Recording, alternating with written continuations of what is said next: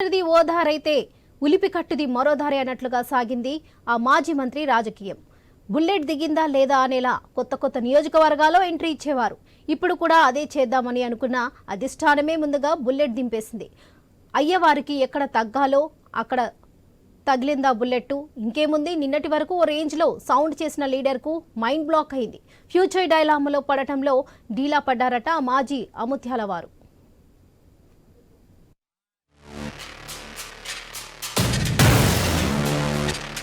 Political leaders లో కాస్త భిన్నంగా ఉండాలని పరితపిస్తారో ఏమో. గంటా శ్రీనివాస్ తీరే వేరు. సార్ వారికి అన్ని పార్టీలలోనూ పరిచయాలున్నాయి. ఆ పరిచయాలకు ఓ లెక్క ఉంటుంది. మాటలు ఎదుటివారి మైండ్ ను రీడ్ చేసినట్టుగా కనిపిస్తాయి. అబ్బో నిజమే కాబోలు అని ఇన్నాళ్లు జనాలనుకున్నారు. దానికి తగ్గట్టుగా పట్టిందల్లా బంగారంలా మారి గెలుపు తీపి రుచి చూశారు. ఇన్నేళ్ల రాజకీయ ప్రాణంలో గంటా ఏమనుకుంటే అదే జరిగింది. తాను ఉన్న పార్టీకి రాష్ట్ర వ్యాప్తంగా ప్రతికూలత వచ్చినా ఆ ప్రభావం తనపై పడదు అనే సీన్ సృష్టించుకోవడంలో నేర్పు గడించారు. గత ఎన్నికల్లో విశాఖ నార్త్ నుంచి ఎమ్మెల్యేగా గెలిచి ఇటీవలే అనూహ్యంగా ఎమ్మెల్యే పదవికి దూరమై షాక్ లో ఉన్న సార్ వారికి టీడీపీ అధినేత చంద్రబాబు చెప్పిన మాట ఫ్యూజులు ఎగరగొట్టేసింది.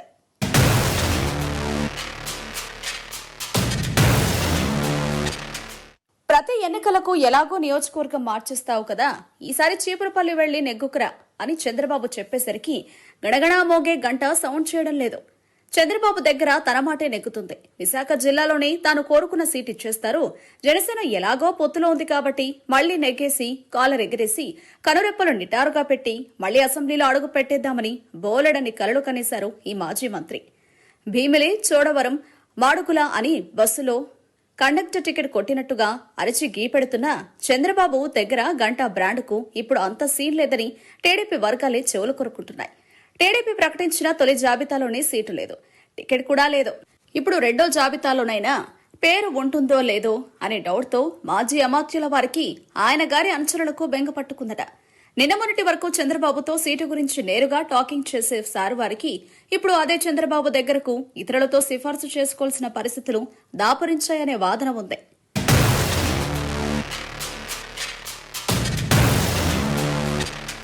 నో డౌట్ చంద్రబాబు దగ్గరకు గంటా నేరుగానే వెళతారు, డైరెక్ట్ గానే మాట్లాడేస్తారు. కానీ గంటా చెప్పే మాటకు గతంలో ఉన్న వెయిట్ ఇప్పుడు ఉందా అనేది పార్టీలోని కొందరికి సందేహం కలుగుతోందట.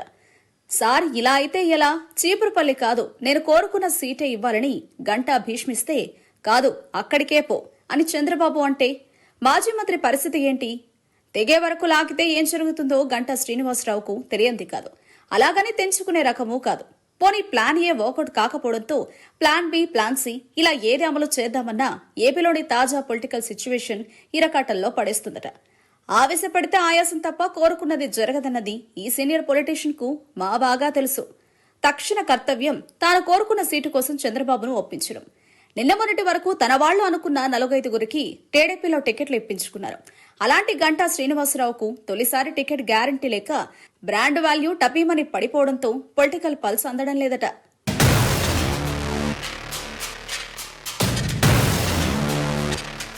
గంటా పరిస్థితి చూసిన వాళ్లలో కొందరు చేసుకున్న వాళ్లకు చేసుకున్నంత అని కామెంట్ చేస్తున్నారట. టీడీపీ నుంచి ఎమ్మెల్యేగా గెలిచి టీడీపీలో కష్టాల్లో ఉన్నప్పుడు అండగా ఉండకుండా టీడీపీ గ్రాఫ్ పెరుగుతోందని తెలిసి స్వరం పెంచి మళ్లీ యాక్టివ్ రోలో పోషించాలని చూస్తే చంద్రబాబు ఇంతకంటే ఏం చేస్తారు? గంటా గురించి చంద్రబాబుకు తెలియదా? గంటా సమర్థుడు కాబట్టే చీపురుపల్లి వెళ్లి మంత్రి బొత్స సత్యనారాయణను ఓడించి రమ్మని ఆదేశించారు అని భాష్యం చెప్పేవాళ్లు ఉన్నారు. ఈ వాదన ఎలా ఉన్నప్పటికీ టీడీపీ ఫస్ట్ లిస్టు చూశాక గంటాకు మరింతగా ఒళ్లు మండిపోతుందట. టీడీపీలో తనకు ప్రత్యర్థి ఉన్న చింతకాయల అయ్యన్న పాత్రుడికి నర్సీపట్నం సీటు కేటాయిస్తూ తొలి జాబితాలోనే పేరు పెట్టారన్నది ఆ మంటకు కారణమట. గంటా పైకి నవ్వుతూ కనిపించిన లోలోన బర్ణాలు రాసుకున్న సెగ చల్లారడం లేదట. ఇక్కడ ఇంకో గమ్మత్తేంటంటే గంటాకు చంద్రబాబు ఇచ్చిన ట్రీట్మెంట్ చూశాక అయ్యన్న పాత్రుడు అండ్ కో పండగ చేసుకోవడం.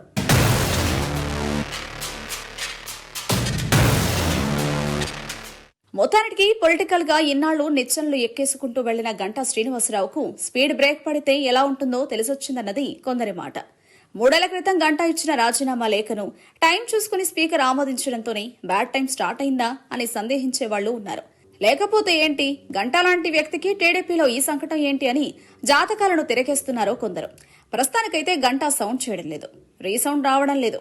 మరి ఎన్నికల్లో పోటీ చేయడానికి ఈ మాజీ మంత్రి ఏం చేస్తారో చూడాలి.